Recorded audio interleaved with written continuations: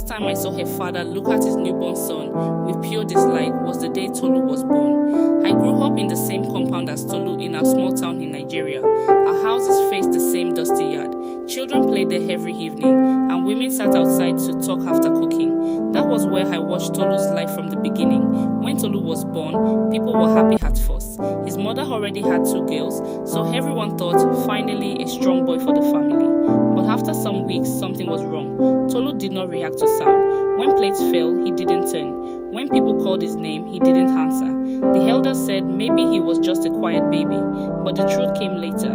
Tolu was deaf. The strange part was that he could still talk. Not perfectly, but he could speak words if you looked at him directly. He watched people's lips closely. That was how he learned. The day his father understood that the boy could not hear, everything changed. I remember that day clearly because the whole compound was talking about it. His father came back from the clinic with his mother. His face was dark like someone had stolen from him. From that day, the man simply stopped caring about the boy.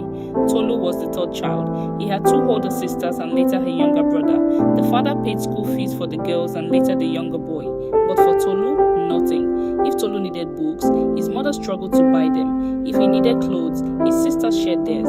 If school asked for money, his mother begged relatives. His father would say the same thing again and again. That boy cannot make it. Why waste money? Some neighbors even agreed with him. In our area, people believed a child like that would just become a burden. But Tolu was different. Because he couldn't hear, he watched everything. He noticed things quickly. If someone explained something once while facing him, he would understand. In school, he was always drawing, writing, and fixing small things. I remember when we were teenagers, people laughed at him because he was always around broken phones and radios. He would sit quietly and open them up. Sometimes he fixed them, sometimes he didn't, but he kept trying. His father still didn't care. When Tolu finished secondary school, his father refused to support any further education, not even 1 naira. Many people thought that was the end of Tolu's story, but life can surprise you. Tolu started fixing phones in a small wooden shop near the market. At first, people didn't trust him. Some said, how can someone who cannot hear fix phones? But slowly, word spread. The boy was good, very good. People started coming from other streets, then other towns. Within some years, the small wooden shop became a real store, then 2 stores, then a small company selling phones and electronics. Meanwhile, his father was still living the same hard life. The day that shocked everyone in the compound was the day Tolu returned with a big car and bought a new house for his mother. Not just for her, for the whole family.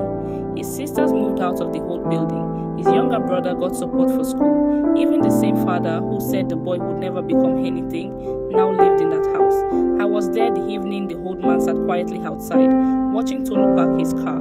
He looked confused, almost like he still didn't understand how it happened. Tolu walked past him, smiled and greeted him. The father didn't say much, he just nodded slowly. Till today, whenever people in our town talk about rising from nothing, they mention Tolu, the boy who could not hear, but somehow heard opportunity louder than everyone else.